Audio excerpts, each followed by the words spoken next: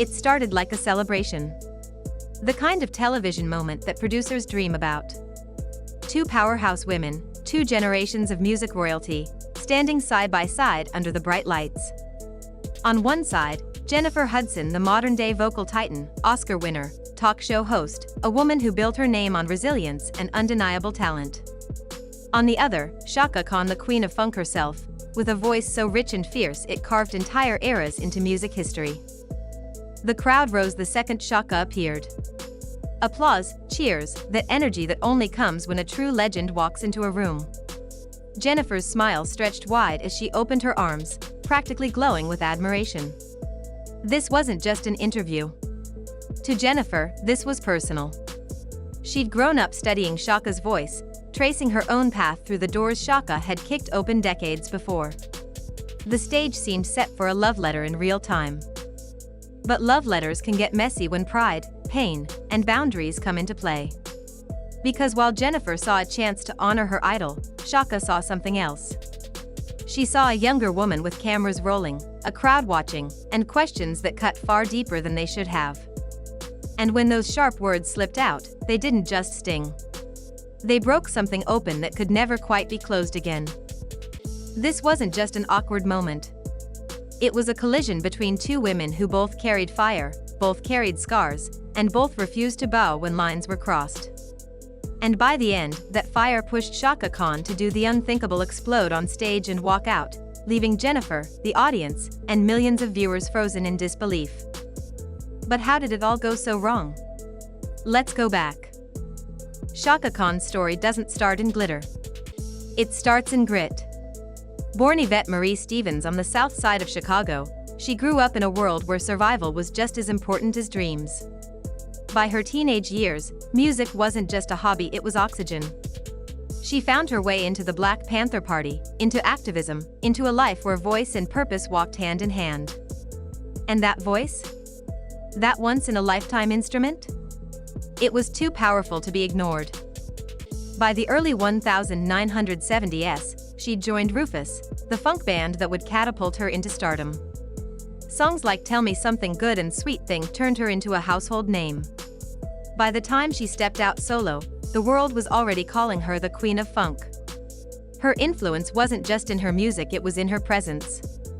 Fierce, unapologetic, and layered with both beauty and pain. But fame came with shadows. Like so many legends, Chaka battled demons behind the spotlight. Addiction, heartbreak, industry politics, she carried them all, often while the world demanded she smile and sing anyway. That's the thing about icons. People forget they're human. They see a crown, not the scars underneath it. And yet, through every storm, Chaka's voice never lost its power. She inspired generations. Mary J. Blige, Whitney Houston, and yes, Jennifer Hudson all trace parts of their artistry back to her. To be in the same room with her wasn't just an honor. It was history breathing. Which is why Jennifer Hudson, the girl from Chicago who rose from American Idol to Grammy and Oscar glory, was overjoyed to welcome Chaka on her show. It was a full-circle moment. Student meets teacher. Fan meets idol. A torch being passed between eras. That's how it should have been. But here's the twist: admiration sometimes blurs into intrusion. And that's exactly where things cracked. At first, everything looked picture perfect. Jennifer introduced Chaka with glowing words. She praised her career, her longevity, her influence on music. Chaka, dressed in her signature bold style, accepted the applause with grace, her aura commanding every inch of that stage. The first few minutes were smooth. Laughter, shared memories, little nods to Chicago roots. Jennifer asked about Chaka's book, her music, her legacy. Chaka smiled, gave short but elegant answers, and the energy felt warm. The audience leaned in, sensing this was a moment to cherish. But then came the shift. Jennifer, perhaps eager to give the interview more depth, began to steer the conversation somewhere else. She asked about Prince. Then about Whitney. Then about struggles, recovery, pain. Each question dug a little deeper, and while Jennifer's words carried admiration, her tone carried something sharper, something that brushed against boundaries already set. Chaka's smile began to stiffen. Her posture tightened. She gave polished answers, redirecting back to her book, back to her music, back to safer ground. But Jennifer didn't catch it. Or maybe she did, but pushed forward anyway. And then came the moment. Jennifer framed it like a compliment. She told Chaka how inspiring her survival was, how her battles with addiction and pain could help others if shared openly. She painted it as a gift to the audience, a lesson wrapped in struggle. But to Chaka, those weren't kind words. They were sharp ones. Words that sliced through the very boundaries she thought were protected. The temperature in the room changed. The applause fell quiet. The weight of that single word addiction hung heavy in the air. And Chaka, who had carried her pain for decades, who had walked through hell and climbed out, wasn't about to let someone else package it neatly for daytime TV ratings. She leaned forward, her eyes steady, her voice controlled but cutting.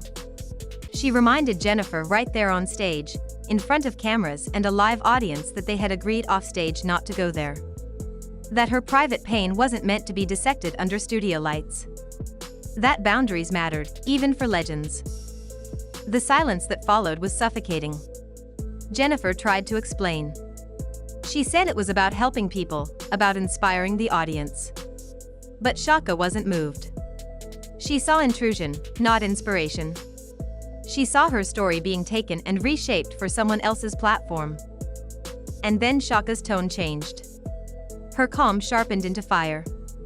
She asked Jennifer, "Did you just say addiction? After I told you not to?" Her words weren't shouted, but they landed like thunder. The audience froze. Jennifer stumbled for words. And Chaka, regal and unshaken, stood. The sound of her microphone being placed on the table cracked through the silence. She wasn't storming out in chaos. She was walking out in dignity, in fury, in complete control. Her heels echoed across the floor as she moved toward the edge of the stage. The crew panicked. Producers whispered. Jennifer's face paled, her hands trembling as she tried to stop what was unraveling. But Chaka didn't stop. She told Jennifer, and the cameras, and everyone watching, "I'm not going to be a viral moment for you. Not today. Not ever." And with that, she was gone. The emotional fallout was immediate. Jennifer stood frozen, visibly shaken. The audience didn't know whether to clap, gasp, or sit in silence. For Jennifer, this wasn't just an awkward moment, it was a humiliation. Her idol, the woman she admired most, had just walked out because of her words. Backstage, Chaka sat quietly, no longer angry, just still. For her, it wasn't about drama. It was about respect. About drawing a line and refusing to let anyone, no matter how famous, no matter how well-intentioned, cross it.